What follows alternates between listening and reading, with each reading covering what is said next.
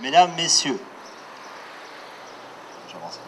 message de Gérard Longuet, ministre de la Défense et des Anciens Combattants, pour les commémorations du 8 mai 1945. En ce 8 mai 2011, nous commémorons le 66e anniversaire de la capitulation sans condition de l'Allemagne nazie face aux Alliés. Il y a 66 ans, le 8 mai 1945, les armes se taisaient enfin en Europe, mettant un terme à 5 années de cauchemar et de barbarie, 5 années parmi les plus cruelles de l'histoire de l'humanité.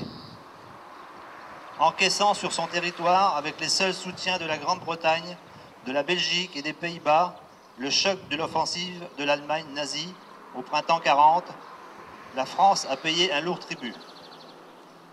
Défaits militairement par les armes du Troisième Reich, les Français ont, durant plus de 4 ans, subi le poids de l'occupation, l'angoisse pour leurs 1,5 millions de prisonniers, les privations de toute nature, l'annexion dans le système nazi pour les uns, l'oppression politique, le pillage économique, les percussions raciales et la répression pour tous.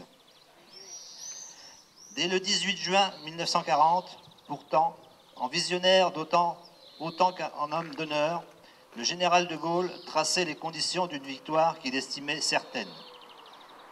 Au courage des étudiants parisiens du 11 novembre 1940 répondait l'engagement des Français libres qui multiplièrent leur présence sur tous les fronts. Au fur et à mesure de la mondialisation du conflit, des terres africaines à Koufra, en Libye avec l'épopée de la colonne Leclerc, au front de l'Est, en Russie, avec le groupe de chasse Normandie-Niemen, du Pacifique à l'Afrique du Nord, sur terre comme sur mer et dans les airs, les combattants de la liberté furent sans cesse plus nombreux. Depuis les déserts d'Afrique jusqu'en Italie et en Provence, des Vosges jusqu'à Berchtesgaden, ils prirent ainsi une part décisive au combat libérateur. En France même, des hommes et des femmes qui n'acceptaient pas la soumission s'étaient levés, dans l'ombre pour intégrer la résistance.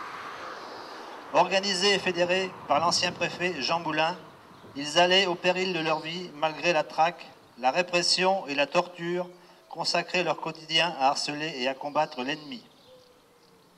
Pendant toutes ces années, l'honneur de la France a été porté par une minorité toujours plus nombreuse.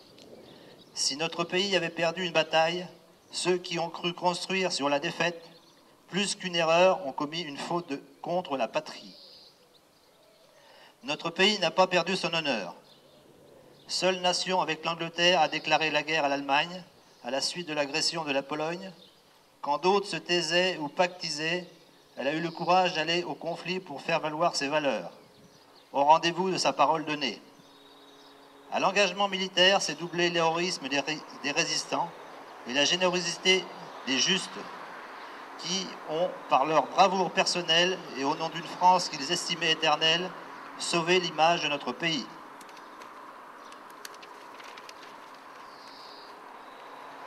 Ce sont ces Français, résistants sur le territoire national, ou Français libres engagés hors de nos frontières, qui ont permis à la France d'être présente lors de la reddition allemande à Reims. Ce sont ces Français qui donnent aujourd'hui tout sens à la commémoration de ce 8 mai 1945, jour de la capitulation définitive de l'Allemagne nazie, au terme de près de 5 années de conflit. Ces événements se sont passés il y a 66 ans. Chaque année, nous commémorons ce souvenir. Chaque année, l'émotion est intacte.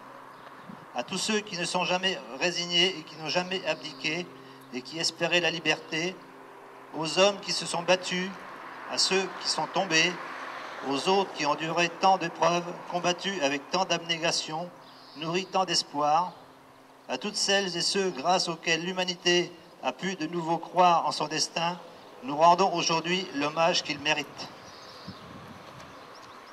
En mémoire de tous ces combattants, de ces résistants, de tous ceux qui ont souffert à cette époque, je vous demanderai une minute de silence.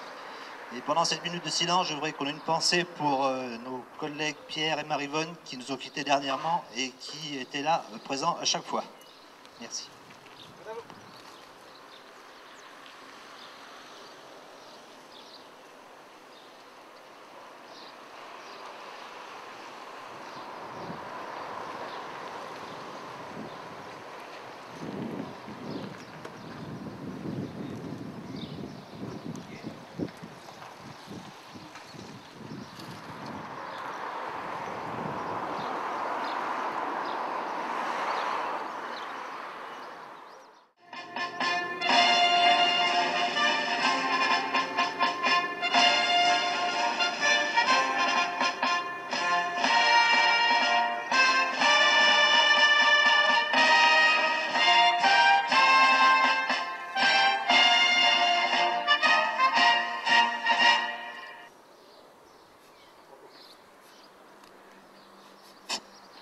Bon, ben, merci à tous. Nous sommes heureux de vous...